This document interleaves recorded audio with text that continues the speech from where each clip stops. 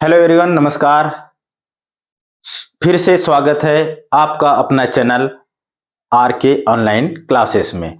तो आज मैं आप लोगों के लिए जो परख परीक्षा 2024 राज्य सरकार के द्वारा आयोजित की गई परीक्षा है कक्षा 9वीं का, तो इसका दो टॉपिक और बाकी था। इसके पूर्व में मैंने विज्ञान और सामाजिक विज्ञान का जो संभावित आंसर है ये वीडियो के माध्यम से बताया था। तो अब मैं आपको बताने वाला हूं गणित और हिंदी के संभावित आंसर। ठीक है, ये कक्षा 9वीं में ली गई परीक्षा है हिंदी माध्यम का।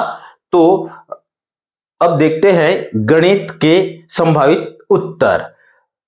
गणित में भी उत्तर के विकल्प सही उत्तर को रेखांकित करें, यानी कि 4 ऑप्शन दिए हुए हैं, एमसीक्यू क्वेश्चन है। ठीक है, तो option number A, option number B और ऑप्शन नंबर सी, डी दिया हुआ है। ठीक है, इसका हमको सही जवाब देना है। तो देखते हैं ये गणित के कुछ प्रश्नों को। ठीक है, 31वां नंबर ये प्रश्न है। ठीक है, 31वां नंबर प्रश्न है।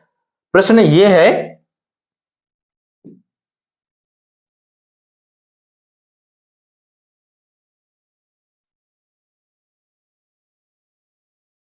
प्रश्न क्या है 31वां नंबर, Q के किस मान के लिए परिमेय संख्या PQ परिभाषित नहीं है? P के किस मान के लिए PQ परिभाषित नहीं है?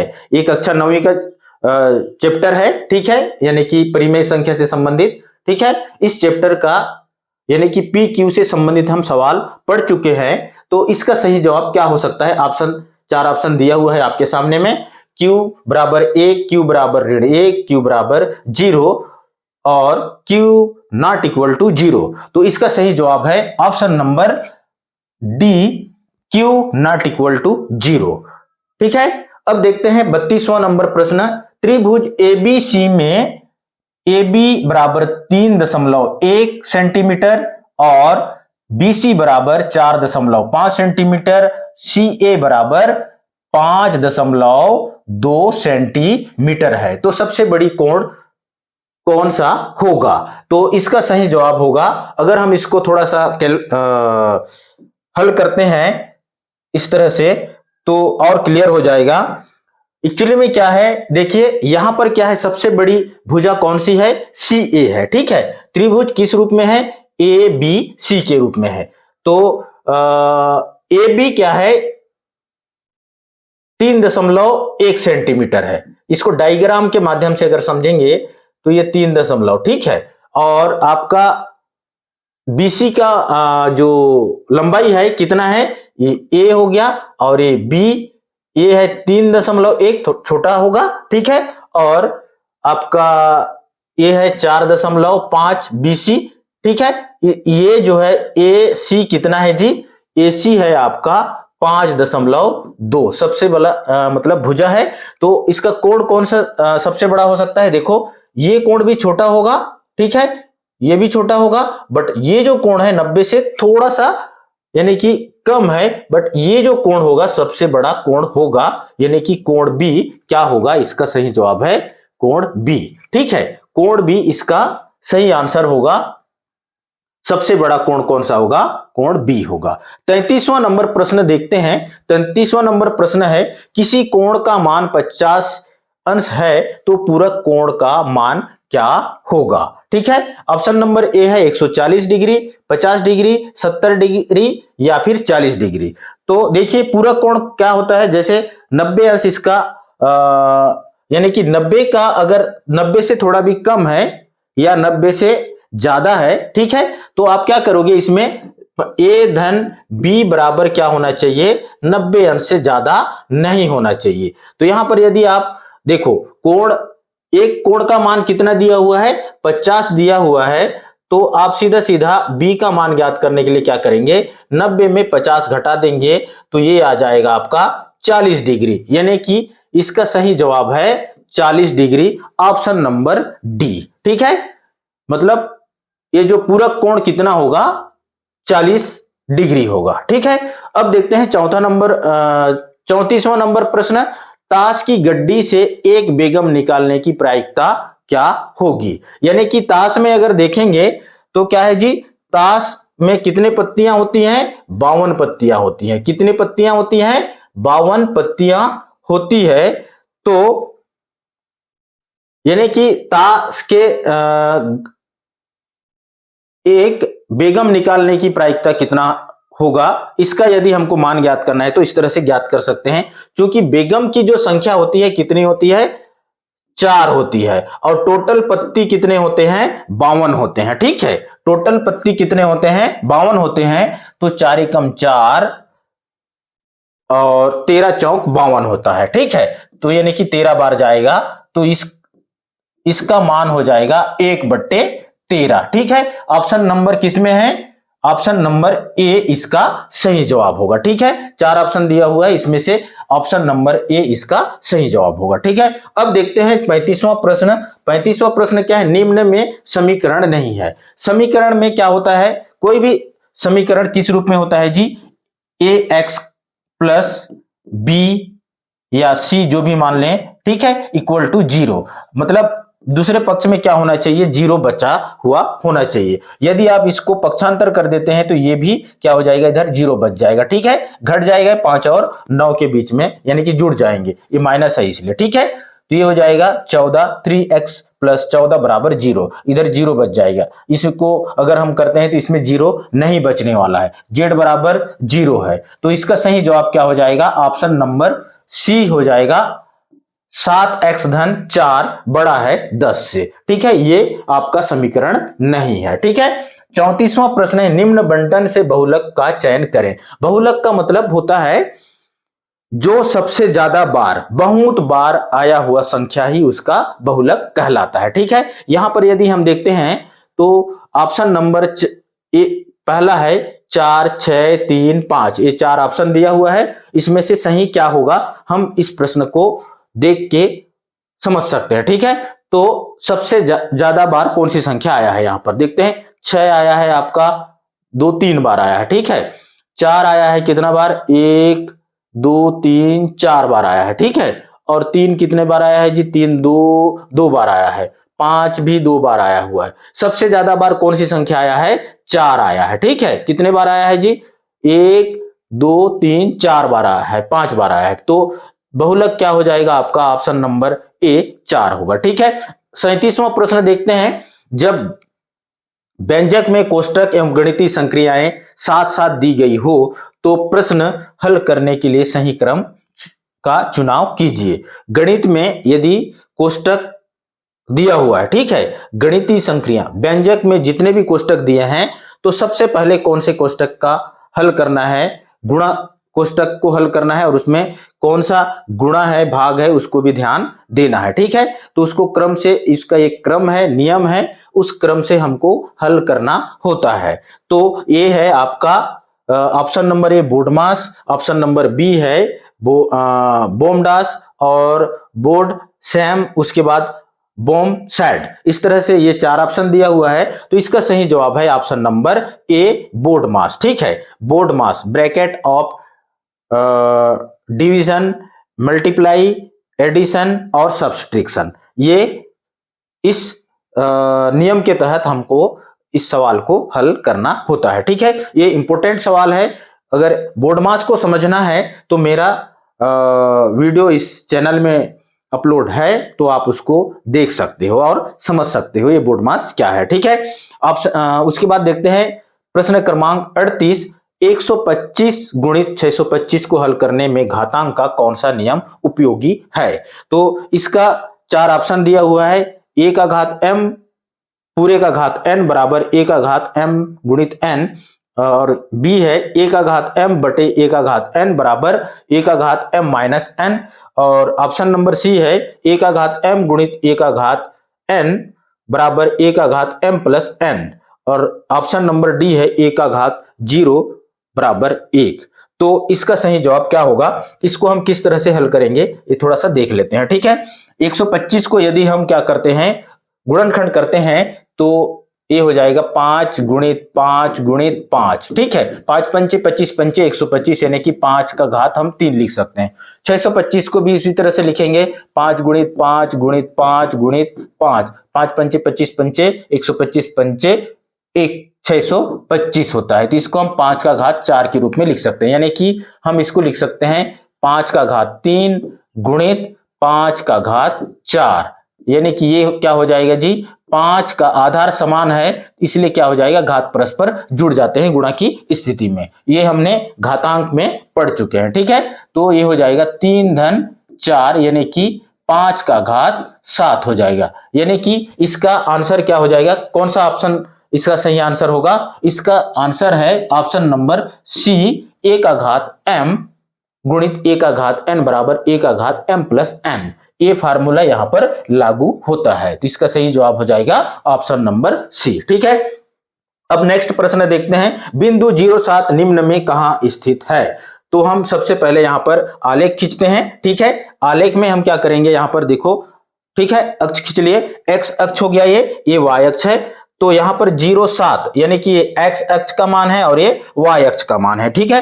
तो यहां पर एक्स अक्ष का मान यानी कि एक्स वाला है, ये धन वाला है, और ये भी धन है, ठीक है। यहां से यदि हम x का मान 0 है, मतलब यही होगा, मूल बिंदु होगा, ठीक है।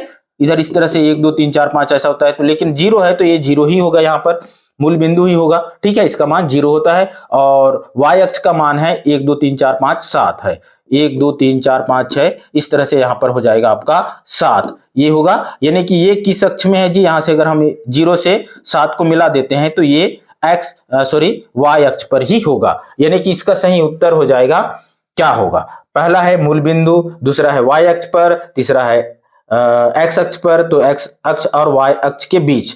तो इसका सही जवाब होगा ऑप्शन नंबर बी, y अक्ष पर होगा, ठीक है। इसका ये जो 07 है कहां पर होगा, y अक्ष पर होगा, देखिए y अक्ष पर है, ठीक है, ये y अक्ष पर है, ओके। उसी प्रकार अब देखते हैं 40वां प्रश्न। 40वां प्रश्न है, एक बहुभुज के सभी अंतःकोणों का योग 1080 डिग्री है, तो बहुभुज में क्या होगा, 12 भुजाएं होंगे, 9 भुजाएं होंगे, 6 भुजाएं होंगे कि 8 भुजाएं होंगे?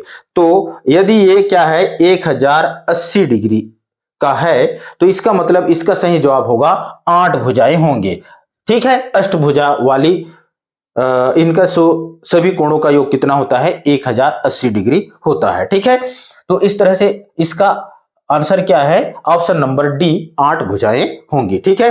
अब देखते हैं 41वां नंबर प्रश्न, 5 का घात 0 धन 3 का घात 0 गुणित 4 का घात 0 धन ए 3 का घात 0 का मान क्या होगा? देखिए ये एक प्रश्न है, ठीक, सॉरी, ये एक ऑप्शन है, ठीक है, सूत्र है।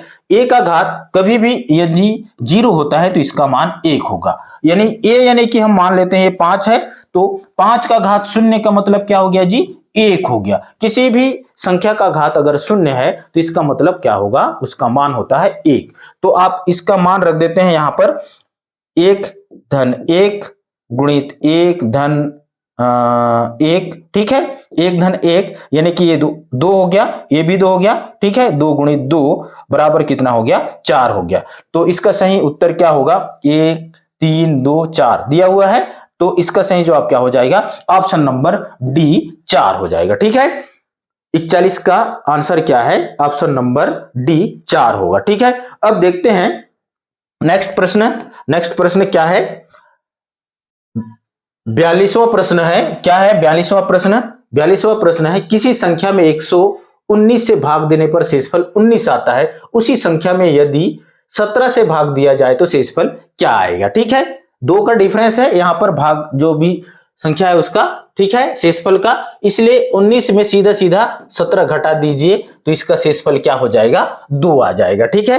तो यहां पर आंसर क्या क्या दिया हुआ है, देखिए पहला ऑप्शन है 10, दूसरा है 7, तीसरा है 2 और चौथा है 11। तो इसका सही जवाब होगा ऑप्शन नंबर डी 2, ठीक है। उसके बाद देखते हैं 43वां प्रश्न, वह संख्या क्या होगी जिसमें 4 का गुणा करने पर प्राप्त संख्या उस संख्या से 42 अधिक हो जाती है? वह संख्या क्या है? माना वह संख्या क्या है, x है, x में 4 गुणा कर देते हैं, ठीक है, तो क्या हो जाएगा, इसका जो क्या होना चाहिए, उस संख्या से 42 अधिक है। यानी कि ये हो जाएगा आपका, x घटा देते हैं तो यहां हो जाएगा आपका कितना हो जाएगा जी, 42 हो जाएगा। 4x, यदि इसका जवाब 1 रखते हैं या 24 रखते हैं, एक कंटिन्यू इसमें मान रखेंगे तो इसका सॉल्यूशन निकल जाएगा। तो इसका हो जाएगा 14 ऋण 14 कर देते हैं तो 42 आएगा कि नहीं आएगा देख लेते हैं। ठीक है, तो यहां हो जाएगा 14 चौं 56, 56 में 14 घटा दीजिए तो ये हो जाएगा 2, ठीक है, और ये आ जाएगा 42। ठीक है, यानी कि इसका सही आंसर क्या हो जाएगा, 14, ऑप्शन नंबर ए। ठीक है, निम्नलिखित में से कौन सी संख्या पूर्ण वर्ग नहीं है। पूर्ण वर्ग का मतलब किसी संख्या को उसी संख्या से गुणा करने पर जो मान आता है उसका वर्ग कहलाता है, और उस कौन सी संख्या को हम गुणा करने पर, जैसे कि 196 या 169 आया है, उसका जो मूल है यानी कि करणी का मान हमको ज्ञात करना है। 169 का होता है 13 वर्गमूल होता है। ठीक है, 113 होता है, 196 का 14 होता है, और 525 का क्या होगा, ये आप थोड़ा सा गुणनखंड कर लेना। ठीक है, और इसका होता है आपका 22। ठीक है, 484 का, तो ये इसका क्या नहीं है, पूर्ण वर्ग नहीं है। ठीक है, option number C, option number C. ठीक है, 45वां प्रश्न है, गणित जो सब्जेक्ट है उसका अंतिम प्रश्न है 45। यदि x धन y बराबर 5 और x गुणित y बराबर 6 हो तो x स्क्वायर धन y स्क्वायर का मान होगा। पहला ऑप्शन है 31, दूसरा है 17, और तीसरा है 19, और चौथा है 13। तो इसका सही जवाब है 13। ठीक है, ये जो फार्मूला है इस फार्मूला को आप विस्तार करना और उसको मान को रख देना तो इसका मान भी आ जाएगा। ठीक है, जैसे कि इसका फार्मूला क्या है, a का स्क्वायर प्लस b का स्क्वायर बराबर होता है a का स्क्वायर, या इसको आप इस तरह से लिख सकते हैं,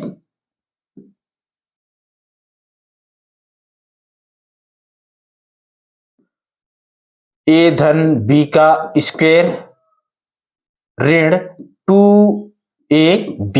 ठीक है, तो ये हो जाएगा, अगर इसका मान हमको ज्ञात करना है, ठीक है, तो ये हो जाएगा x धन y का मान हो जाएगा 5, यानी कि 5 का स्क्वायर हो जाएगा, ऋण 2 गुणित ab का मान कितना है जी, ab का मान है यानी कि एक्स वाई का मान गुणनखंड का मान है 6, तो ये मान रख दिए तो ये 5 पंचे 25 हो गया, और ऋण 2 छक्के 12। इसको अगर हम घटा देते हैं तो इसका मान आ जाएगा 13, इसलिए इसका सही जवाब होगा आपका 13। ठीक है, ऑप्शन नंबर डी।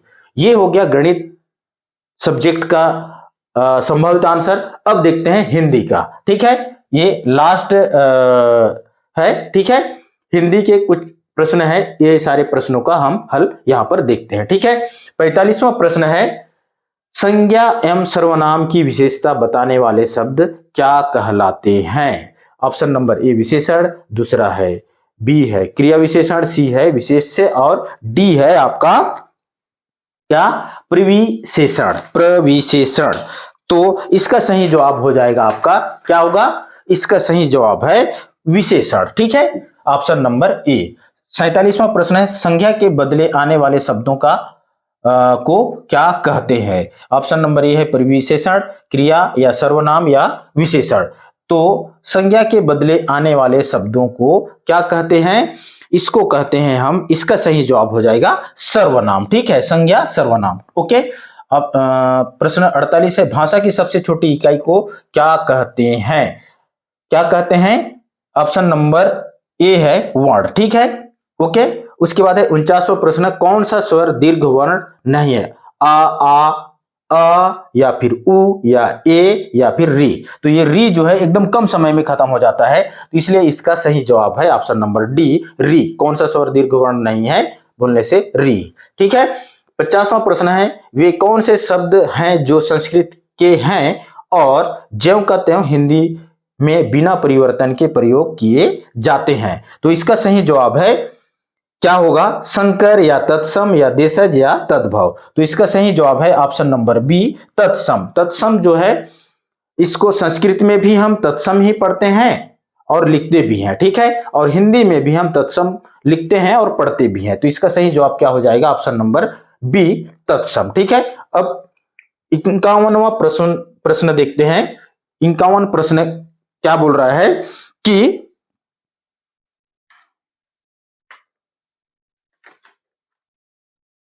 यह है कौन सा वायु का पर्यायवाची नहीं है? कलेवर, समीर, बयार, अनिल, ये तीनों हैं। समीर, बयार, अनिल है, तो ये कलेवर इसका आंसर नहीं है। ऑप्शन नंबर ए इसका सही उत्तर होगा, ठीक है। 52 प्रश्न है, किसी भाषा को लिखित रूप में व्यक्त करने के लिए प्रयुक्त संकेत कहलाते हैं? एकार्थी शब्द या वाक्य या अक्षर या शब्द? तो इसका सही जवाब हो जाएगा, किसी भाषा को लिखित रूप में व्यक्त करने के लिए हम किसका प्रयोग करते हैं? शब्द का करते हैं, ठीक है। इसका आंसर हो जाएगा शब्द, ठीक है।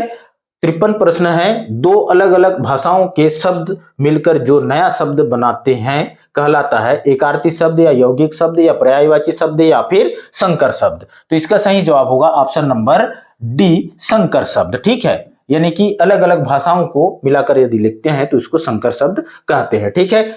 54वां प्रश्न है, जो शब्द उल्टा अर्थ रखते हैं कहलाते हैं? विलोम शब्द या अनेकार्थी शब्द या एकार्थी शब्द या फिर पर्यायवाची? तो इसका सही जवाब हो जाएगा विलोम शब्द, ठीक है।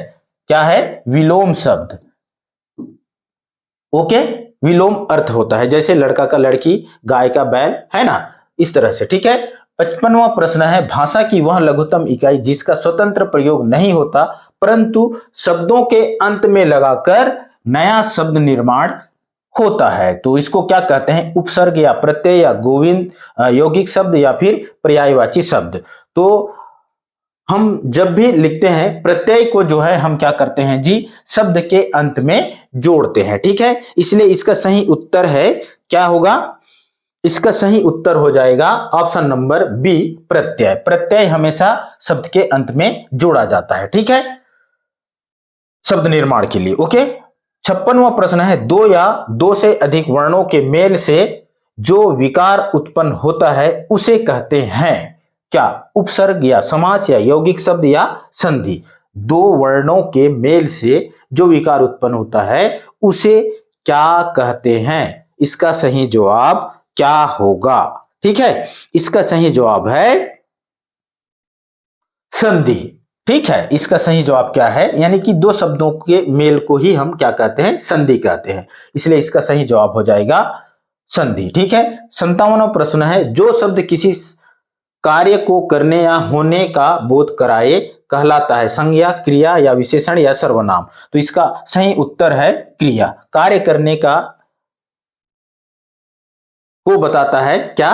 क्रिया, ठीक है। 57वां का प्रश्न का उत्तर है ऑप्शन नंबर बी, क्रिया, ठीक है।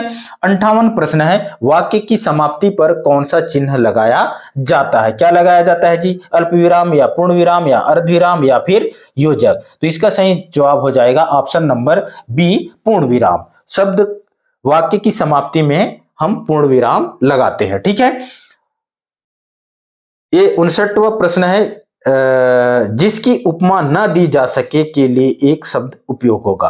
अपार या फिर अजर या फिर अनुपम या फिर दुष्कर? जिसका हम अर्थ ही नहीं बता सकते, ठीक है, यानी कि जिसकी उपमा न दी जा सके के लिए एक शब्द क्या होगा? इसका सही जवाब है क्या है? दुष्कर, ठीक है। इसका सही जवाब हो जाएगा दुष्कर, ऑप्शन नंबर डी, ओके।